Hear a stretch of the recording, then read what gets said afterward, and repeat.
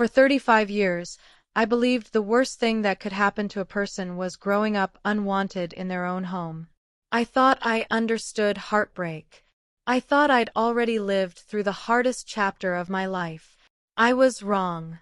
The hardest chapter started on a Tuesday afternoon in the parking lot of a grocery store in Wausau, Wisconsin, when an elderly woman I had never met in my life grabbed my wrist, looked at me like she'd seen a ghost, and pulled a photograph out of her coat pocket. It was small, square, yellowed at the corners, creased down the middle from being folded and unfolded too many times. It was a picture of a baby. A baby wrapped in a pale green blanket, one fist pressed against her cheek. "I've been carrying you for 35 years, she whispered. "I didn't think I'd ever get the chance to give you back." I stood there in the parking lot with my grocery bags cutting into my fingers, and I had no idea that in the next few weeks, everything I thought I knew about my childhood was going to come apart at the seams. My name is Reese Halloran. I'm 35 years old. I grew up in a small house on the edge of Marshfield, Wisconsin, with my mother Carol, my father Walt, and my younger sister Jenna. On paper, we were a normal family. We went to church on Sundays. We had a station wagon that smelled like pine air freshener. We took a trip to the Dells every August. But if you'd asked me, even as a little girl, whether I felt like I belonged in that house, I would have hesitated before answering. And that hesitation followed me for 35 years. I don't say this to make my childhood sound like a horror story, because it wasn't. Nobody hit me. Nobody screamed at me in the way you see in movies. It was quieter than that. It was the kind of neglect that doesn't leave marks, just absences. I remember my 7th birthday.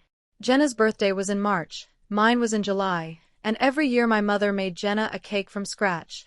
Yellow cake, chocolate frosting, rainbow sprinkles pressed into the sides by hand. For my 7th birthday, there was a store-bought cake from the Piggly Wiggly with my name misspelled on it. Reece. My mother didn't even notice until I pointed it out, and when I did, she just said, "Well, it still tastes the same," and cut the first slice for Jenna.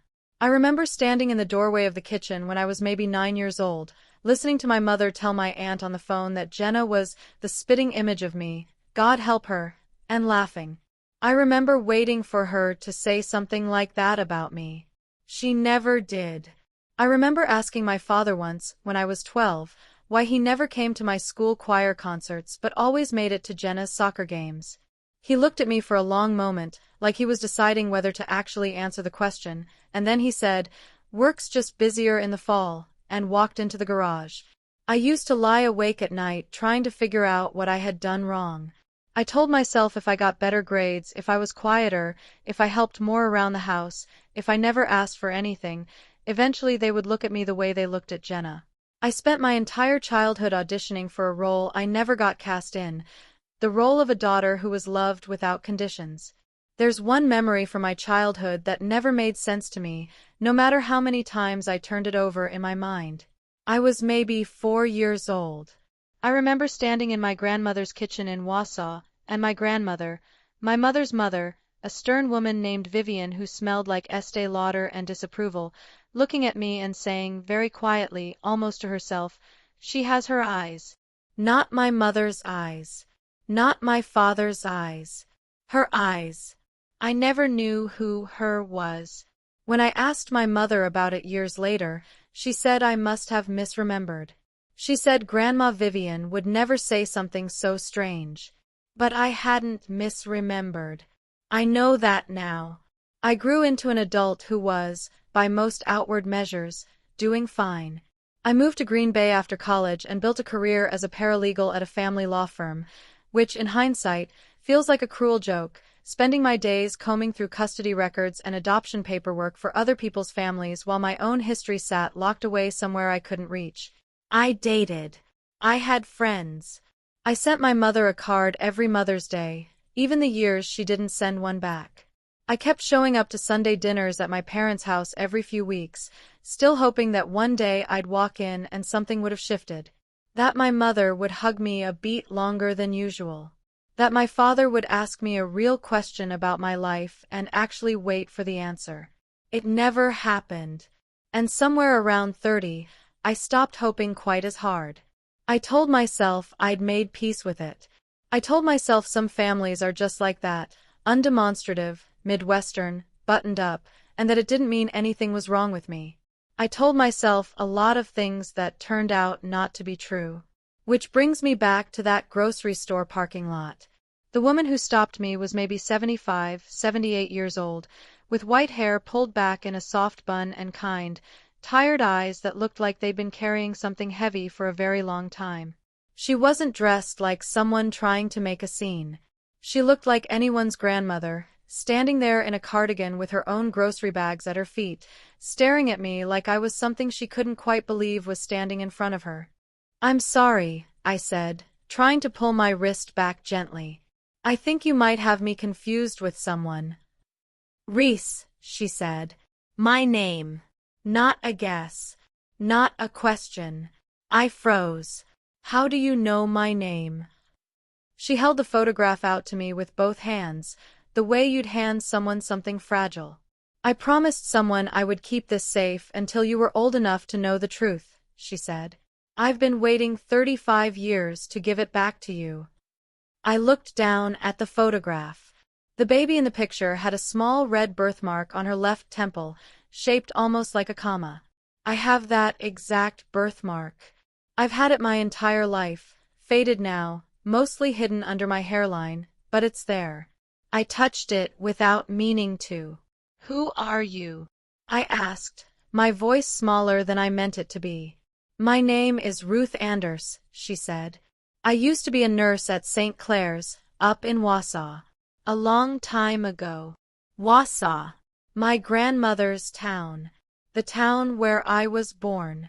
"I don't understand," I said. "Why would you have a picture of me?" Ruth's eyes filled, and she pressed her lips together like she was holding back more than tears. "There are things about your family," she said slowly, "that nobody ever told you. Things I promised I would keep quiet about until the right time." She paused, glancing around the parking lot as if she were afraid someone might be listening. "I think the right time might finally be now." "What things?" My heart was pounding so hard I could feel it in my throat. "What do you know about my family?" Ruth hesitated. And then she said the one sentence that would unravel everything I thought I understood about my own life.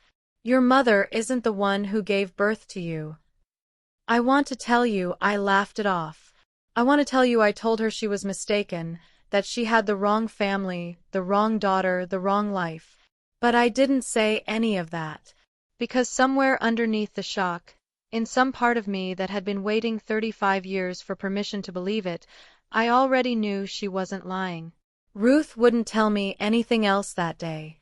She said there were things she needed to be careful about, people she still needed to protect, and she asked for my phone number instead, promising she would explain everything when the time was right. I gave it to her with a shaking hand, watched her walk to an old blue sedan and drive away, and then I sat in my car in that parking lot for 45 minutes, just holding that photograph, staring at a baby who was somehow both a total stranger and unmistakably me. And if you're the kind of person who loves stories where a single secret can rewrite an entire childhood, where nothing is quite what it first seems, go ahead and subscribe to Story Spark now. Because what I found out over the next few weeks didn't just change how I understood my past. It changed how I understood every single moment my family had ever spent looking at me like I was a stranger in my own home. I didn't sleep that night. I sat at my kitchen table with the photograph propped against a coffee mug, staring at it until the edges blurred. I thought about calling my mother right then and demanding an explanation. I thought about driving the 3 hours to Marshfield and putting the photo down on her kitchen table and watching her face. But some instinct told me to wait, to find out more before I confronted anyone. Because if this was true, if there was a truth so large that my entire family had built 35 years of silence around, then the moment I said something, they would close ranks. I knew my family. I knew how good they were at changing the subject, at going quiet, at making you feel crazy for asking questions in the first place. So instead, I opened my laptop, and I started digging. I didn't know what I was looking for. I didn't know that a birth record, an old address, and a name I'd never heard before were about to turn my quiet, ordinary life completely upside down. I just knew that for the first time in 35 years, someone had looked at me and told me the truth mattered enough to keep for 3.5 decades. And I wasn't going to let that truth slip away now. The first thing I did was request my own birth certificate. I'd never actually seen the original. Growing up, my mother kept our important documents in a fireproof lockbox in the hall closet, and whenever I needed my birth certificate, for a passport, for a job application, she was the one who pulled it and made the copy. I'd never once held the original in my hands. It took 11 days for the Wisconsin Vital Records office to mail it to me. When it finally arrived, I sat on my kitchen floor and opened it right there, still in my coat. Mother, Carol Halloran. Father, Walter Halloran. Born at St. Clair's Hospital, Wausau, Wisconsin. My chest sank with something that felt embarrassingly close to disappointment. Ruth had to be wrong. Or lying. Or confused. The document in my hand said, in official state ink, that Carol was my mother. There was nothing strange about it at all. I almost let it go right there. I almost convinced myself the whole thing had been some strange coincidence, an old woman's fading memory playing tricks on both of us. Then Ruth called me. "I know what the birth certificate says," she said, before I'd even finished telling her. "I was in that hospital room. I know exactly what's written on that piece of paper, and I know exactly why it says what it says." She paused. "Reese, can we meet? There are things that are easier to explain in person. And there are things I can show you." We met 3 days later at a diner off Highway 29, halfway between Green Bay and Wausau. Ruth was already seated in a corner booth when I arrived, a manila folder in front of her, worn soft at the edges like it had been opened and closed 100 times. "I worked the maternity ward at St. Clair's for 26 years, she told me, once our coffee arrived. "I delivered half the babies born in this county at one point or another. I remember most of them a little. I remember you completely." She opened the folder and slid a photograph across the table. Not the baby picture this time, but an old Polaroid of 2 young women standing outside a house I didn't recognize, arms around each other, laughing at something outside the frame. One of them was unmistakably my mother, younger, thinner, her hair still dark. The other woman had the same jaw, the same nose, but softer eyes. "Who is that?" I asked, though something in me had already started to guess.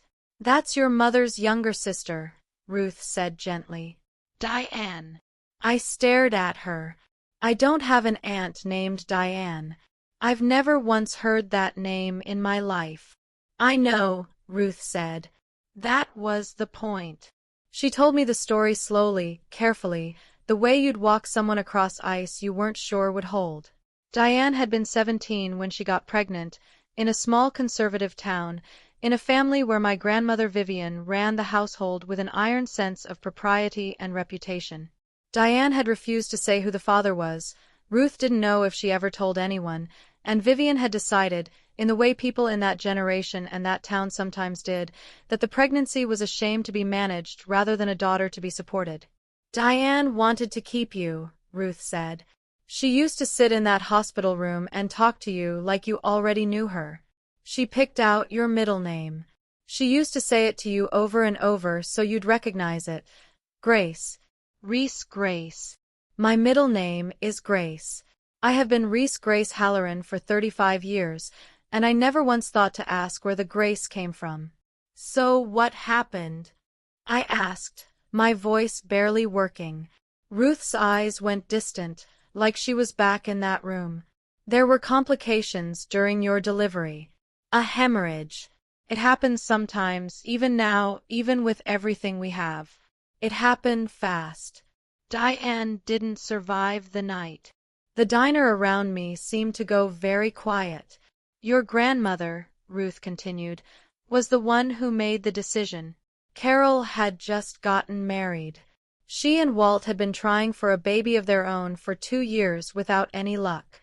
Vivian decided that the family would simply absorb what happened. Carol and Walt would raise you as their own.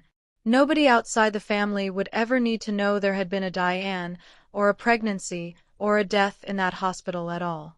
As far as the official world was concerned, you would be Carol and Walt's daughter, full stop. Clean. Simple. No questions. But people would have known, I said. People in town. Family. Some did, Ruth admitted. The ones who mattered were told to keep quiet, and mostly, they did. Small towns can keep a secret when the alternative is a scandal nobody wants attached to their name. Your grandmother made sure of it. I thought about my grandmother in her kitchen, all those years ago. She has her eyes. Not my mother's eyes. Diane's eyes. And you, I said to Ruth. Where do you come in? Ruth's hands tightened slightly around her coffee cup. I was the nurse on shift that night. Diane and I had gotten close over those last few months. She didn't have many people she trusted in that hospital, given the circumstances, given how young she was and how alone she must have felt. Near the end, when it was clear things were going wrong, she made me promise her something. She said, if anything happens to me, don't let them erase me. Someday, when she's old enough, when she's ready, I want her to know I existed. I want her to know I wanted her. Ruth's voice cracked. She gave me a photograph the hospital photographer had taken of you a few hours earlier, and she made me swear I'd keep it until the day I could put it in your hands myself. Why did it take 35 years?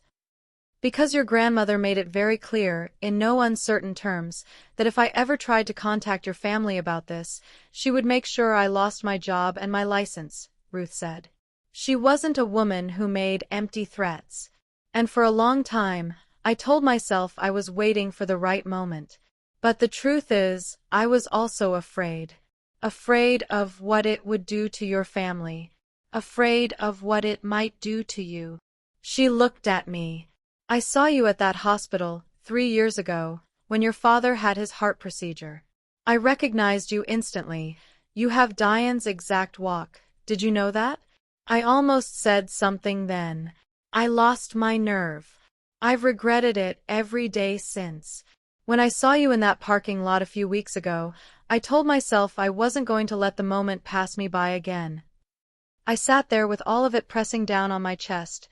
A dead aunt I'd never known existed, a middle name that had been a message all along, a grandmother who had spent 35 years enforcing a silence that had shaped every lonely birthday, every overlooked choir concert, every time my mother's eyes slid past me toward Jenna without quite landing. Does my mother know that you know? I asked. Does she know you're the one who has the photograph? Ruth shook her head. No one in your family knows I ever kept it. As far as they're concerned, I'm nobody. A stranger who worked in a hospital 35 years ago. I drove straight to my parents' house from that diner. I didn't call ahead. I didn't plan what I was going to say. I just drove, with a manila folder on the passenger seat and Diane's Polaroid tucked inside my coat pocket like it might disappear if I let it out of my sight. My mother answered the door in her gardening clothes, dirt still under her fingernails, and the moment she saw my face, something shifted in hers. Some instinct, some 35-year-old instinct, told her before I said a single word. Reese, she said carefully. What's wrong? I held up the Polaroid. I watched the color drain out of my mother's face in real time. I watched her hand come up to her mouth. I watched 35 years of careful architecture start to crack. Where did you get that? She whispered. It wasn't really a question. Tell me about Diane, I said. My mother's whole body seemed to fold in on itself. She gripped the doorframe like she needed it to stay standing. And then she said the sentence that Ruth had warned me was coming, the sentence that would confirm everything and shatter it at the same time. You were never supposed to find out.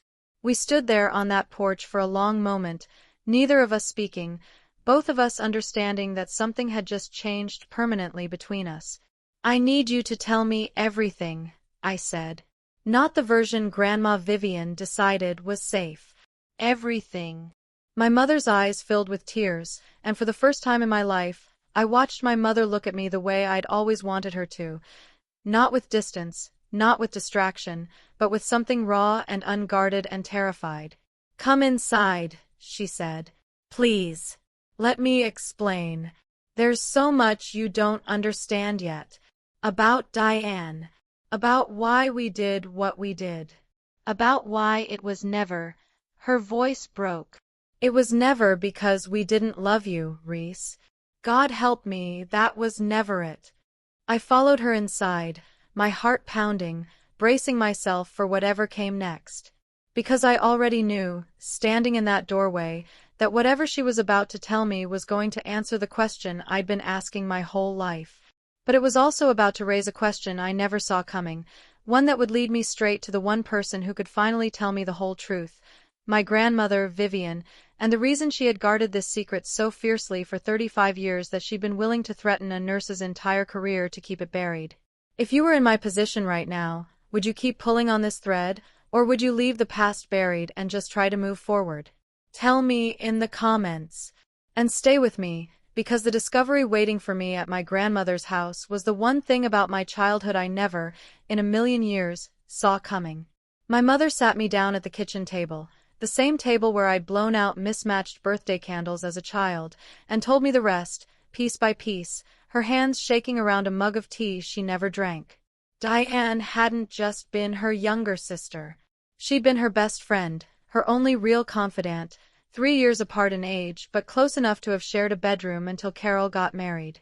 When Diane got pregnant at 17, Carol had begged their mother to let Diane keep the baby, to help her, to figure it out as a family instead of hiding it. Vivian refused. In Vivian's mind, an unmarried teenage pregnancy in a town where everyone knew everyone was a stain that could follow all of them, could follow Carol's own marriage, could follow the family name for a generation. When Diane died in that hospital room, Vivian didn't just make a decision about the birth certificate. She made a decision about grief itself. Diane's name was never spoken again in that house. Her photographs were removed. Her belongings were given away or thrown out within a month.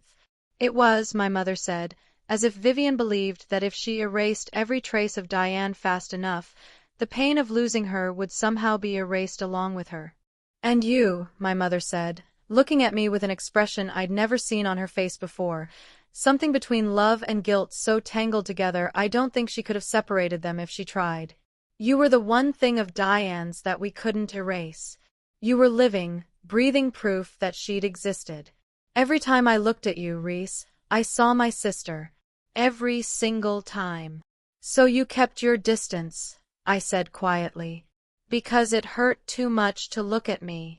My mother's face crumpled. "It's more complicated than that. I loved you.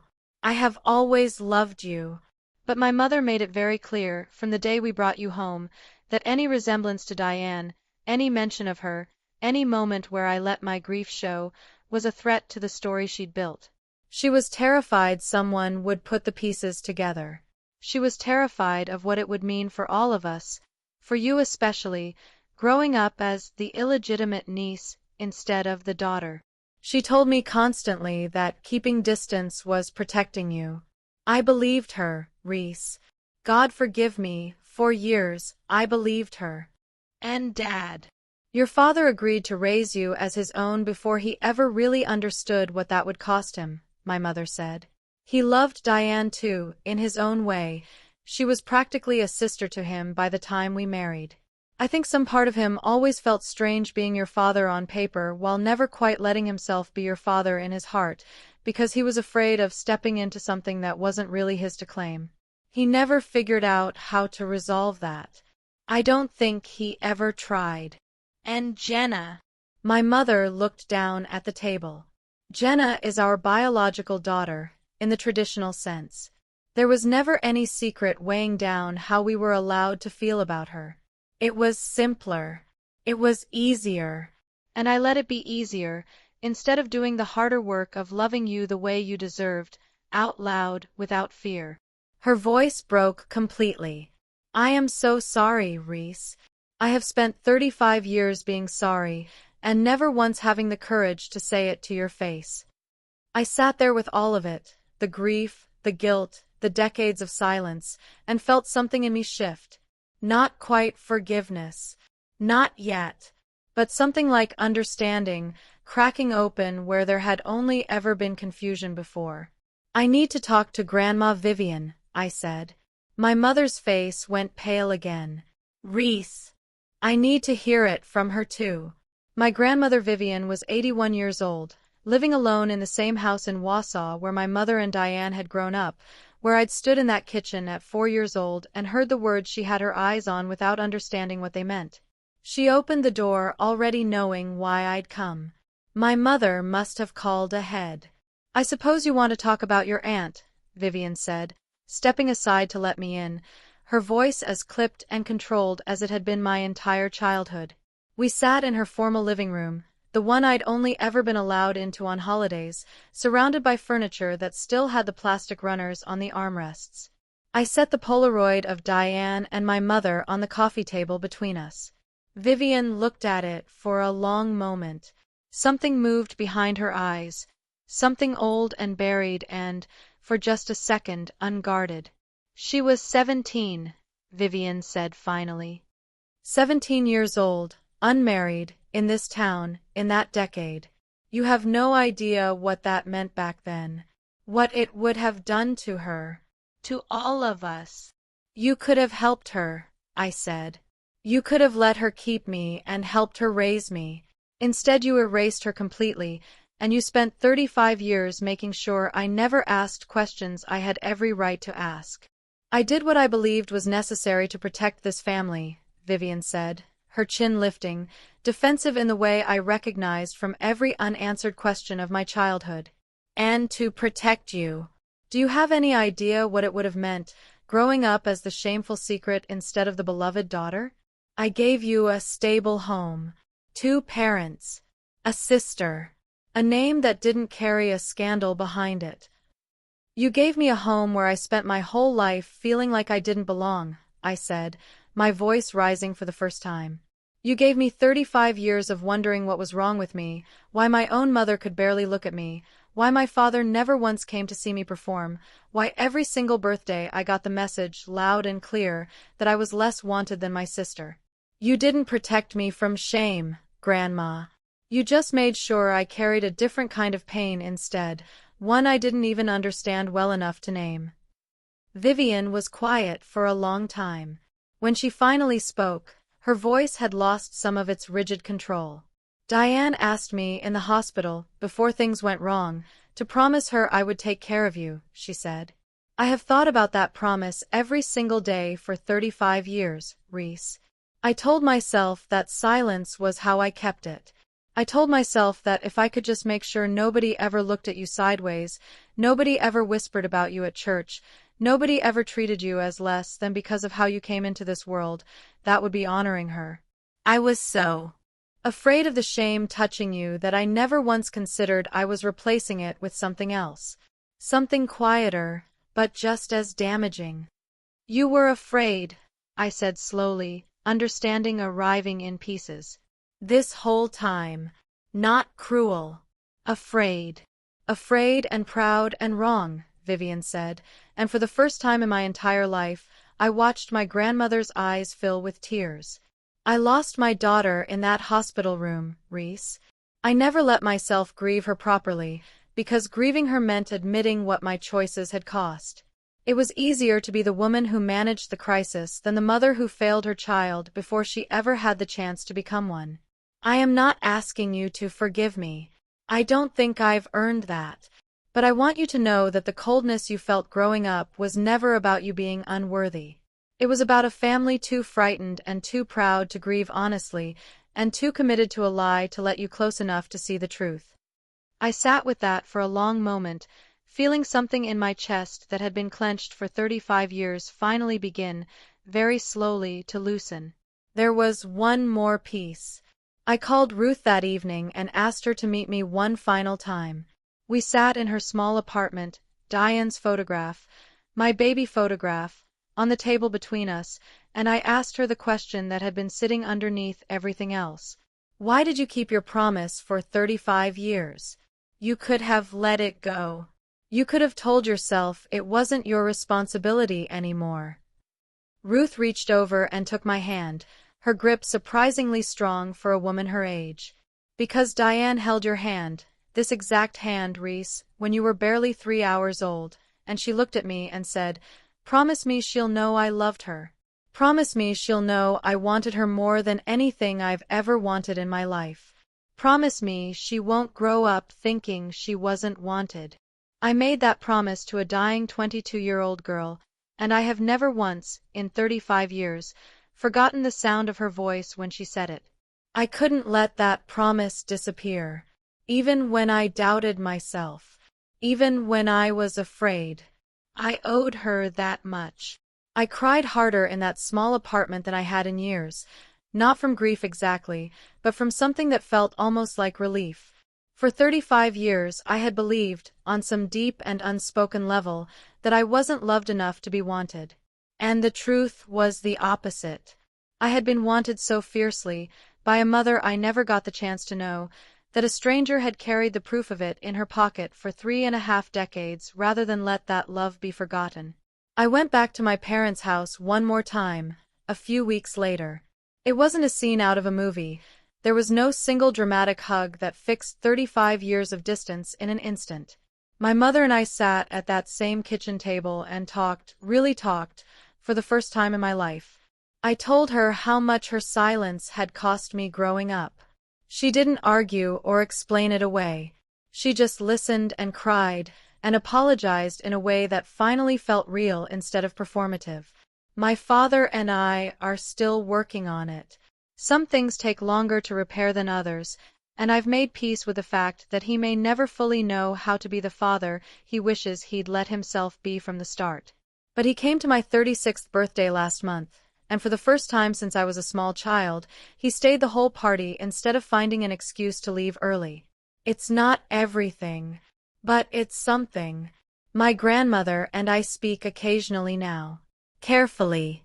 There's a version of forgiveness growing between us, slow and imperfect, built on the fact that she finally told me the truth instead of continuing to protect it.